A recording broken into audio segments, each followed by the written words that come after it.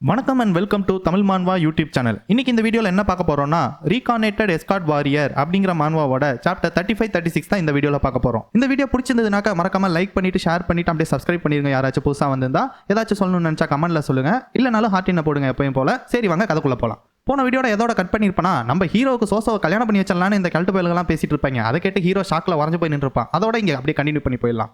என்னது நானும் சோசோவும் கல்யாணம் பண்ண போறோமா?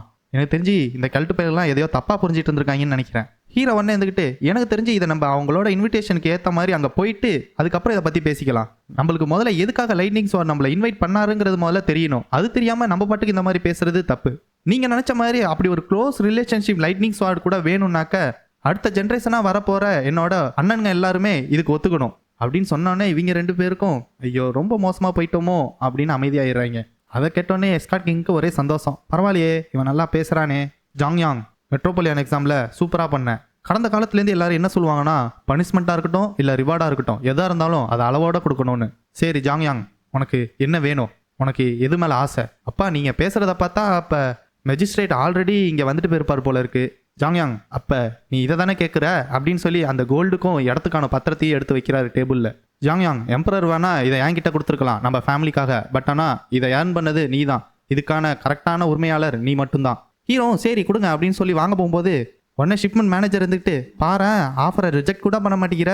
ஹீரோவும் என்ன கேட்டிங்கன்னா யாராச்சும் ஏதாச்சும் கொடுத்தா அதை வேணான்னு சொல்லாமல் வாங்கிக்கணும், அதுதான் என்னோட பாலிசிங்கிறான். எஸ்கார்ட் கிங் ஒன்னே நான் நினச்சேன் இதுவும் உனக்கு யூஸ்ஃபுல்லாக இருக்கும்னு நினைக்கிறேன். ஒன்ட்ட இப்போ தேவையான அளவுக்கு காசும் இடமும் இருக்கிறதுனால நான் உனக்கு இந்த ஸ்மால் பவிலியானை கொடுக்குறேன். இப்போலேருந்து நீ தான் 17வது பவிலியானோட மாஸ்டர். அதை கேட்டு ஹீரோ வாயை பொழந்துடுறான். ஜாங்யாங் நான் வேணா இந்த பவிலியான் மாஸ்டர் டைட்டில் உங்ககிட்ட கொடுத்துருக்கலாம், அதுக்காக இதை நீ உன் தலை மேலே ஏற்றிக்காத.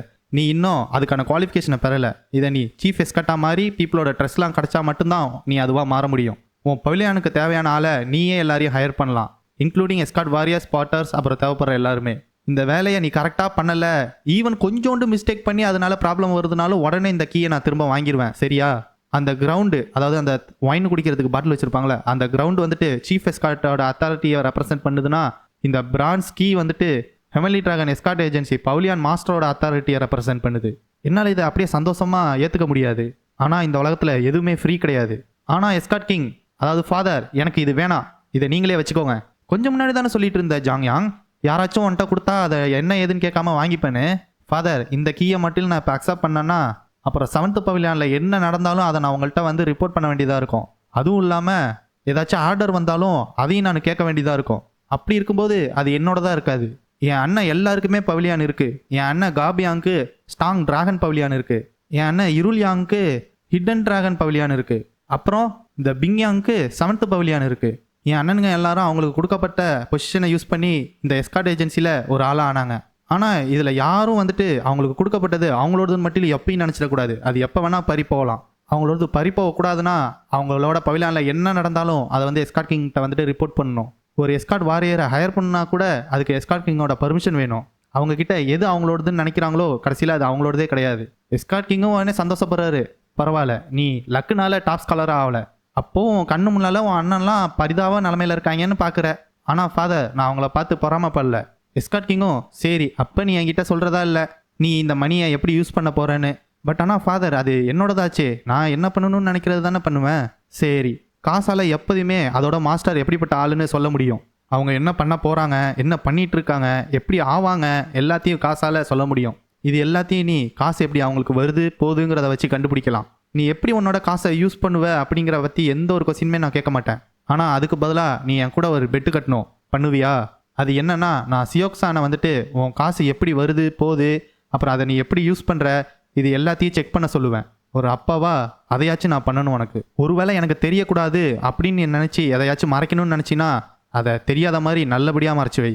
உன்னோட காசு எப்படி வருது போகுதுங்கிறத கண்டுபிடிக்க முடிஞ்சதுன்னா அதுக்கப்புறமுக்கு 17th பவிலியானில் நடக்கிற ஒவ்வொரு வரவு செலவையும் நீ என்கிட்ட வந்து ரிப்போர்ட் பண்ணி ஆகணும் உன் அண்ணனுங்க மாதிரியே. என்ன சொல்கிற இந்த பிட்டுக்கு அக்செப்ட் பண்ணிக்கிறியா? நான் ஒத்துக்கிறேன்ப்பான்னு உடனே ஹீரோ ஒத்துக்கிறான். அப்புறம் இன்னொரு விஷயம், நாளையிலேருந்து நீ வந்துட்டு சியோக்ஸான் கிட்டேருந்து மார்ஷியல் ஆர்ட்ஸ் கற்றுக்க போகிற. இதுதான் எனக்கு இம்பீரியல் ஃபேமிலி கொடுத்த அந்த லேண்டா?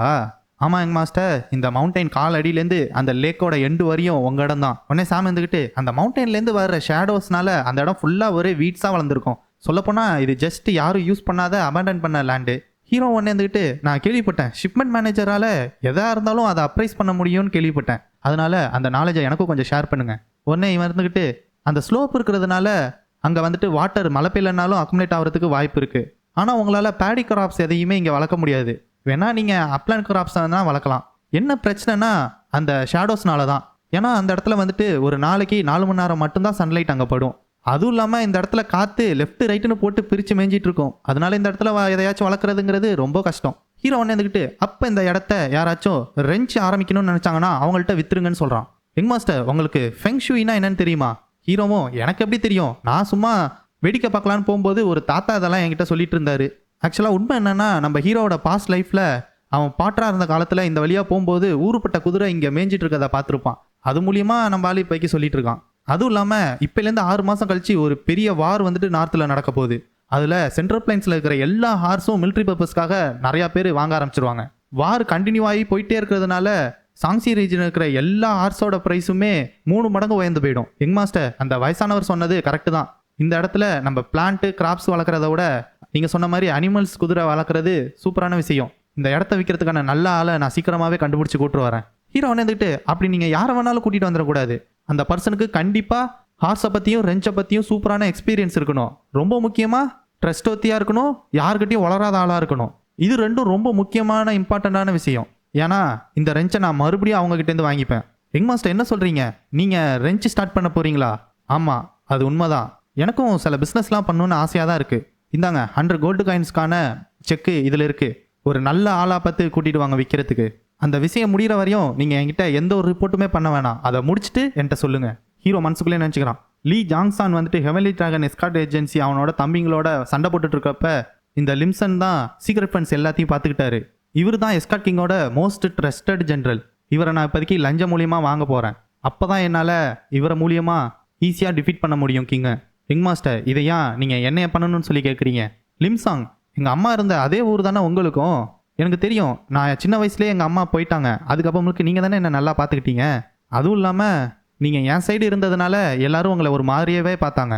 ஆனால் லிம்சாங் அதை சீக்கிரமாக அக்செப்ட் பண்ணுற மாதிரி தெரில. யங் மாஸ்டர் இந்த இடம் மட்டிலும் விற்றுதுன்னா ரொம்ப அதிகமான மணி உங்களுக்கு வந்து சேரும்.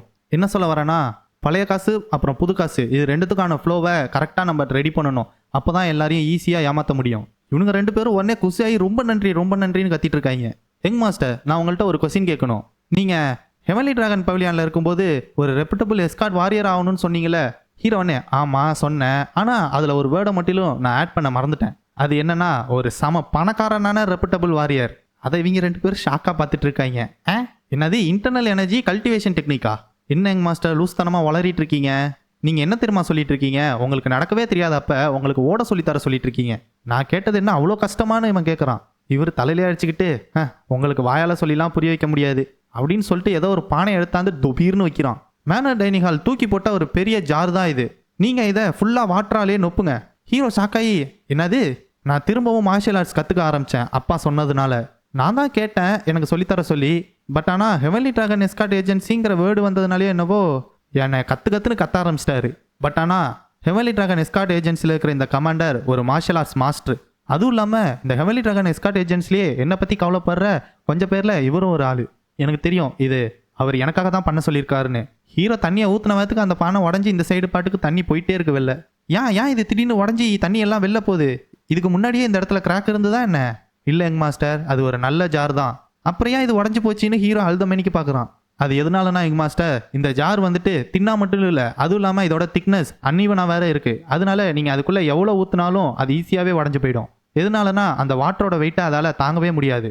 அதே தான் யங் மாஸ்டர் உங்களுக்கும். நீங்கள் என்ன தான் இன்டர்னல் எனர்ஜி கல்டிவேஷன் டெக்னிக்கை எவ்வளோ பேசிக்கான லெவலில் கற்றுக்கிட்டாலும் அதை தாங்குற அளவுக்கு உங்களுக்கு ஸ்டெடியான பாடியும் ஸ்டெமினாவும் இல்லைனாக்க இந்த ஜார் மாதிரியே உங்களோட பவரும் எல்லாம் வெளில போயிடும். ஹெவன்லி டிராகன் எஸ்கார்ட் ஏஜென்சி இன்னைக்கு இந்த நிலைமையில இருக்குன்னா அதுக்கு one of the reason heavenly martial arts தான்.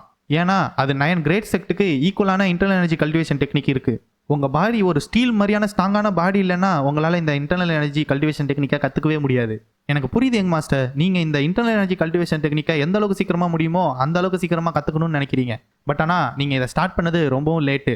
நீங்கள் பேசிக்ஸை ஒழுங்காக கற்றுக்கலைனாக்க உங்களால் கண்டிப்பாக மார்ஷியல் ஆர்ட்ஸ் மாஸ்டராக ஆகவே முடியாது.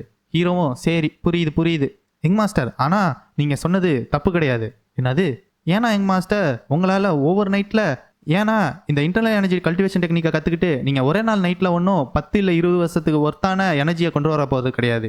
அதனால அதோட ஃபர்ஸ்ட் ஸ்டெப்பை கற்றுக்கிறது ஒன்றும் பெரிய தப்பு கிடையாது. ஓகேங்க மாஸ்டர், இந்த இடத்துல நீங்கள் என்ன பார்க்குறீங்க? ஹீரோவும் ஒரு பெரிய மலை இருக்குது.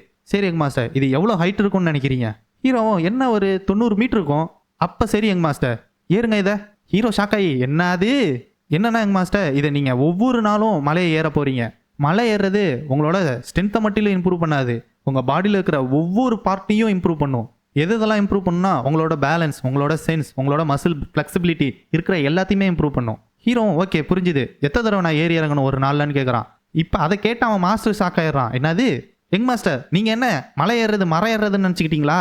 உங்களால் இந்த மலையில் 30 மீட்டர் கூட ஒழுங்காக ஏற முடியாது. அதுக்கு நான் வேணா கேரண்டி தருவேன். நான் என்ன சொல்ல வந்தேன்னா எங் மாஸ்டர், நீங்கள் ஒரு நாள் கூட விடாமல் இந்த மலையை ஏற ட்ரை பண்ணுங்கள். அதை நீங்கள் ரெஸ்ட்டே இல்லாமல் ஏற ட்ரை பண்ணும்போதே உங்கள் பாடி ஆட்டோமேட்டிக்காக ஸ்ட்ரென்த்தாக ஆரம்பிச்சிடும். அதுக்கப்புறமேலுக்கு நான் உங்களுக்கு ஹெவன்லி மார்ஷியல் ஆர்ட்ஸை சொல்லித்தரேன். ஓகேங்க மாஸ்டர், நம்மளோட ட்ரைனிங் கிரவுண்ட் போய் பார்த்தீங்கன்னாக்கா இரும்பில் சுற்றி 180 மீட்டர் இருக்கிற ஒரு ரோப் ஒன்று இருக்கும். அதை எடுத்துருவாங்கன்னு சொன்னோடனே ஹீரோ அதை தூக்கிட்டு நடக்க முடியாமல் நடந்துட்டு வரான். நல்ல வேலை பண்ணீங்க மாஸ்டர். சார், இதை தூக்கிட்டு வரதுக்குள்ளே நான் செத்துருவேன் போல இருக்கு. பார்த்தா அந்த வயரை எடுத்து அவன் மாஸ்டர் சுற்றி தூக்கி மலை மேலே இருந்த ஒரு மரத்தில் கட்டிடுறான். இன்னும் 2 எடுத்து நம்ம ஹீரோவோட வயிற்றுல கட்டி விட்டுறான். ஓகேங்க மாஸ்டர், இப்போ ஏறுங்க இந்த மலை மேலே. இப்போதைக்கு உங்கள் கை ஸ்லிப் ஆகி இல்லை கால் ஸ்லிப் ஆகி நீங்கள் கீழே விழுந்தாலும் ஒரு பிரச்சனையும் கிடையாது. இன்றைக்கி என்ன நடந்தாலும் இந்த மலையை நீங்கள் ஏறி முடிச்சாகணும் எங்க மாஸ்டர். உங்களால் இதை பண்ண முடியலன்னா, இந்த மலையை உங்களால் ஏற முடியலன்னா நீங்கள் நம்மளோட ட்ரைனிங் கிரவுண்டை 20 லேப்ஸ் தூங்குறதுக்கு முன்னாடி சுற்றி வரணும், சரியா? ஹீரோ வந்துக்கிட்டு சரி, ஒருவேளை நான் இந்த மலையை ஏறிட்டேன்னா அப்போ எங்க மாஸ்டர் அதை பற்றிலாம் நீங்கள் யோசிக்கணும்னு அவசியமே இல்லை, ஏன்னா அது நடக்கவே நடக்காது. ஹீரோ வந்துக்கிட்டு ஒரு வேளை நான் ஏறி முடிச்சிட்டேன்னா, அப்படி நீங்கள் ஒரு வேளை உண்மையிலேயே ஏறி முடிச்சிட்டிங்கனாக்க நான் உங்களுக்கு உண்மையான ஹெவன்லி மார்ஷியல் ஆர்ட்ஸ் எப்படி இருக்குங்கிறத உடனே காட்டுறேன். ஹீரோவும் இல்லையா பின்ன, இந்த மலை ஏறுறதே எதுக்காக? அப்சர்வ் பண்ணுற எனர்ஜியெல்லாம் சேர்த்து வைக்கிற மாதிரி ஒரு வசூலை கிரியேட் பண்ணுறதுக்கு தானே இந்த ஒர்க் அவுட்டு. ஒருவேளை இந்த மலையை நான் ஃபுல்லாக ஏறிட்டேனாக்க நீங்கள் அதே 50 லேப்ஸ் நம்மளோட ட்ரைனிங் கிரவுண்டை தூங்குறதுக்கு முன்னாடி ஓடி வரணும். நான் அந்த ட்ரூ ஹெவன்லி மார்ஷியல் ஆர்ட்ஸ் ஸ்டெப்ஸை மெமரைஸ் பண்ணுற நேரத்தில் என்ன சொல்கிறீங்க? அவன் மாஸ்டர் ஒன்னே ஷாக்காயி, என்னது நம்ம ஹீரோ ஏற முடியாதுன்னு நினச்சிக்கிட்டு அப்போ சரி வச்சுக்கலாம் பெட்டு அப்படின்னு சொல்லிட்டு. ஆல்ரெடி ஹீரோவுக்கு இந்த மாதிரி மலை ஏறி ப்ராக்டிஸ் இருக்குது. எப்போனா அந்த ஃப்ளவர் ஆலூரிங் வேர்னபிள் வந்துட்டு அந்த பணத்தை தூக்கி ஹீரோ முதுகில் வச்சு மலை ஏற விட்டுருப்பான்ல அப்போ. அதுவும் இல்லாமல் குகையில் அந்த ஃப்ளவர் ஆலூரிங் வேர்னபிள் சொல்லியிருப்பான் ஹீரோ கிட்ட, என்னன்னா என் பாடியில் இருக்கிற எனர்ஜி வந்துட்டு ஒரு இங்கேயுமா ஓடுற ஒரு புல்லு மாதிரி, அதை என்னால் கண்ட்ரோல் பண்ண முடியலன்னா அதில் இருக்கிற பவரை என்னால் எடுக்க முடியாதுன்னு. பட் ஆனால் ஒருவேளை நான் அந்த எனர்ஜியை கண்ட்ரோல் பண்ணணுன்னு அவசியம் இல்லைன்னா அப்படின்னு யோசிச்சுட்டு இருந்தவன் திடீர்னு ஸ்பைடர்மேன் மாதிரி மடமடன்னு அந்த மலை மேலே ஏறுறான். அதை பார்த்து அவனோட மாஸ்டர் ஷாக்காயிடுறான். போய் அந்த மரத்தை தொட்டுட்டு ஒரே குதி மேலேருந்து அப்பா திரும்ப வந்தாச்சு. சடனாக அவன் மாஸ்டர் முன்னாடி வந்து நிற்கிறான். ஹீரோ கொஞ்சம் கூட எதிர்பார்க்காத நேரத்தில் அவன் காலை ஒரே புதிர்னு கீழே விழுவுறான். அவன் முதுகு போச்சு. என்ன பண்ணுறீங்க அங்கிள்? எங்க மாஸ்டர் ஒரு நிமிஷம் அப்படியே இருங்க. நம்ம ஹீரோவோட நெஞ்சில் கை வச்சு என்னமோ பண்ணுறான். கொஞ்சம் முன்னாடி எங் மாஸ்டரோட பாடியில் எந்த ஒரு எனர்ஜியுமே கிடையாது. எங் மாஸ்டர் ஒன்று நான் கிரேசியாக இருக்கணும், இல்லாட்டி நீங்களா இருக்கணும். என்ன நடந்ததுன்னு எனக்கு தெரில.